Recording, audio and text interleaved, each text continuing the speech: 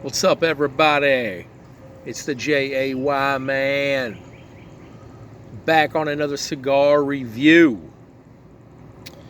I've got it cut. I already fired it up.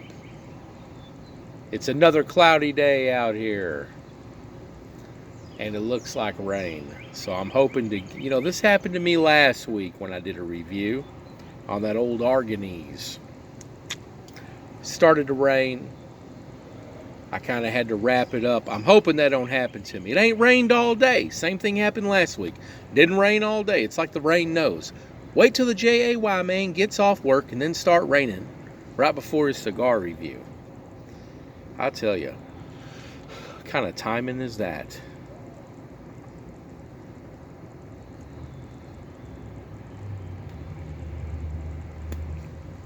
Right here, right before your very eyes,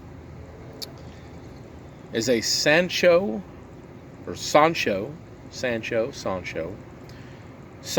Panza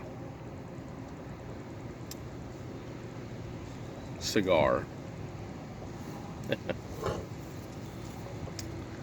Oh man, okay, let's get through this.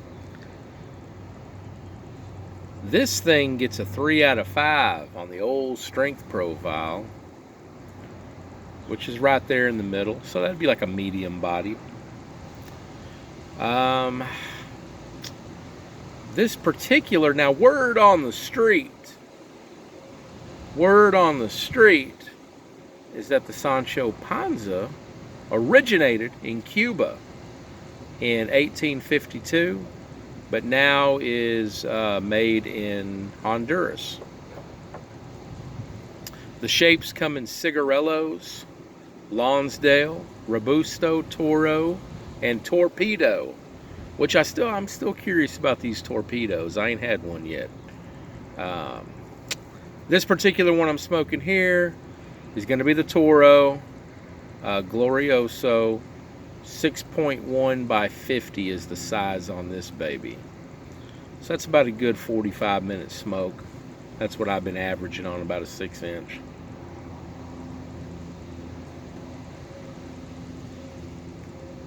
I don't smoke too fast either, though. I kind of chill out and do it. The wrapper is going to be a Connecticut because it's kind of that light colored. These range anywhere from $5.45 to $6.40, just judging by how you buy them. Box of 5, box of 20. So that's a little kind of, in the middle, pricey. Maybe not for you, but for the JAY man. The JAY man is on a budget, so that's getting pricey. So it better be damn good for six a stick. Looking at my handy dandy notes here. Like we talked about, Honduras is where this baby's from. It's box pressed. It's another box pressed. So this is like the second cigar I've had that was box pressed. My previous one that I had was box pressed was that Rocky Patel. And I had not seen a box pressed cigar, so I was convinced that it somehow got smashed in shipping. But come to find out, that's the way it's meant to be. So it's all good in the hood. So, box pressed, handmade, of course. Handmade, hand rolled. And I don't know about this particular Sancho Panza, but they make several different kinds. And they're known for, in the past, having 92 and 93 scores on some of their cigars.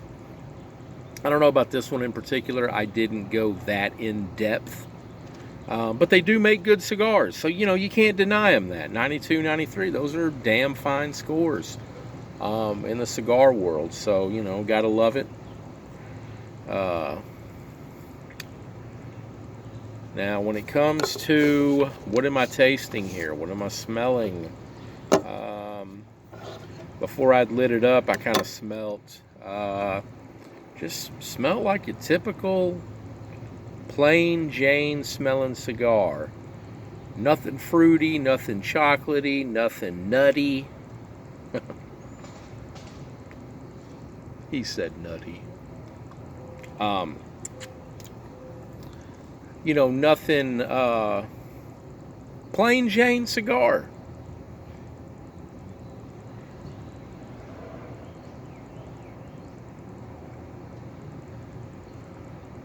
In my opinion.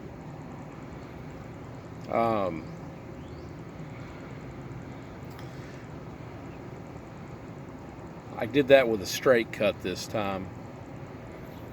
I've been doing the V cut because I was doing the V cut, and doing the V cut one time to me just don't feel like I'm getting enough draw. So I've been doing that X cut, that cross cut. I've heard it called different things. Some people call it like a crown cut, cross cut, like plus sign, X cut, whatever. I tried that. That's way better than just one time with the V. But then I'm like thinking, man, if you're doing all that cutting, you might as well use a straight cut. So I'll probably go back and forth between the V cut and the straight cut. But I had to check out what all the hype was about, which to me the hype didn't seem to be too great. The V cutters are pretty badass though, the way they come out and shut kind of like a switchblade.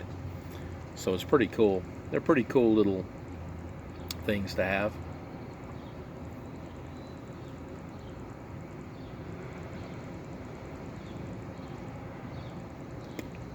Said on the website that they're a bit spicy. I'm not tasting no spicy in this. I'm not tasting no peppery, nothing like that. I'm getting earthy. I'm getting smooth.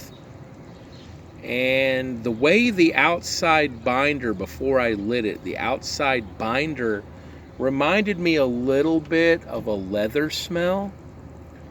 But it did say too that the taste could be leathery.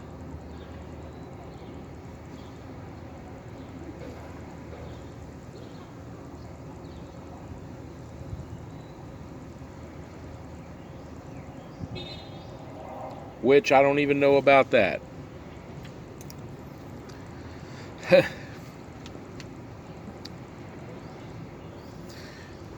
And a lot of people say they can tell a taste difference from the first third, second to that last third.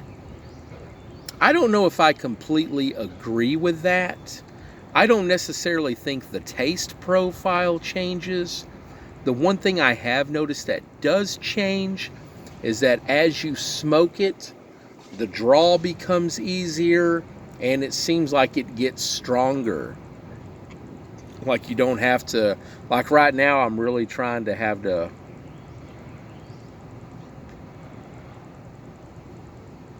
I'm really having to draw on that thing even with a straight cut. So the further it gets down to that final third, I'm noticing not so much a difference in taste, but I am noticing a difference in the way the cigar smokes overall. That ash is hanging on for dear life though, so maybe that's a good sign.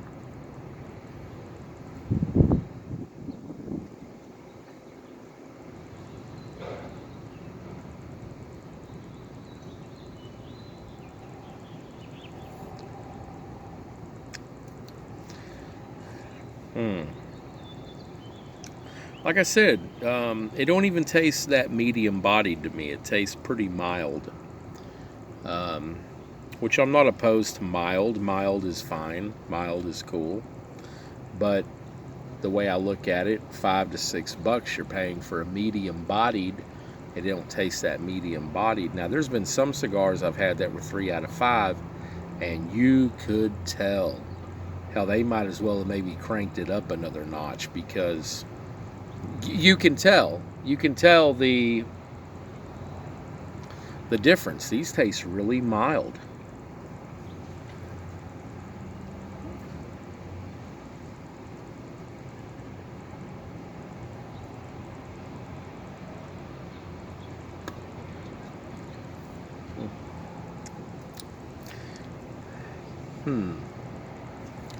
I'm not hating it, okay? Here's the thing.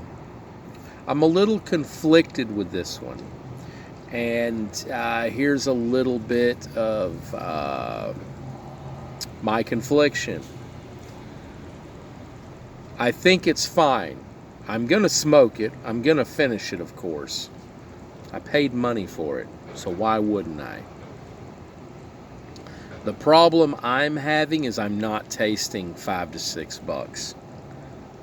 I'm tasting $1, maybe $2 a stick.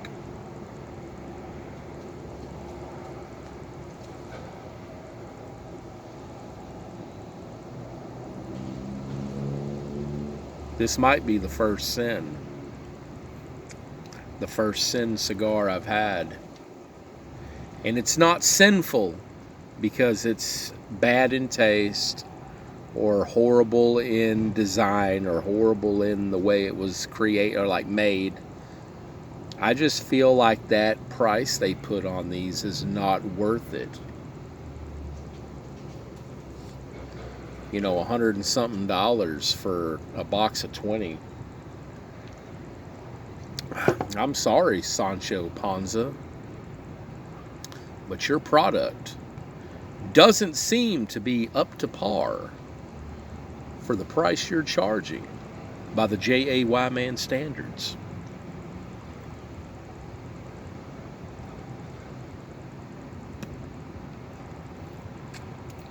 Like I said yesterday, I did that,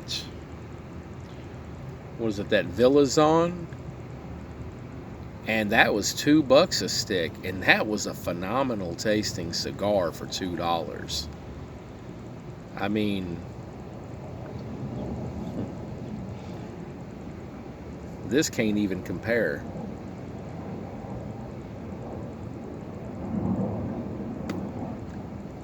And that was a $2 stick. I'm telling you, man, you cannot judge these things. Because a lot of people would say, you want the best, you pay for the best. I don't think that's always true when it comes to this type of stuff.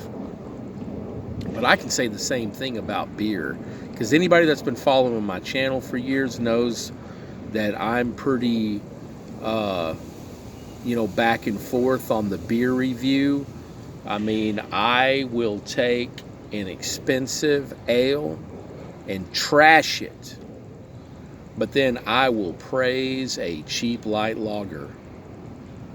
But it's all about that palate. It's all about the palate. It's all about what you're built for. I guess. I don't know. That ash is hanging on still. Maybe that's where all the money is in the long filler.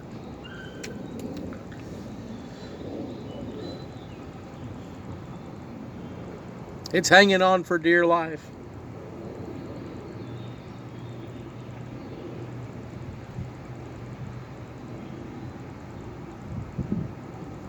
Like I said, not bad.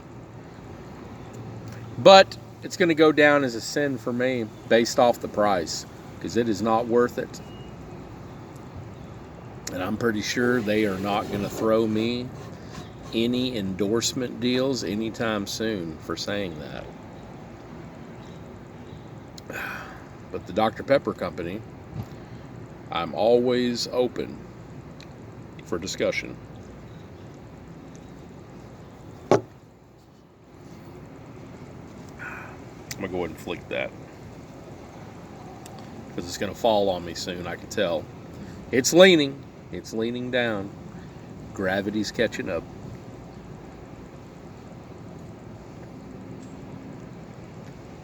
Sancho Panza, congratulations. You are my first sin. With that being said, stay smoking. Peace out.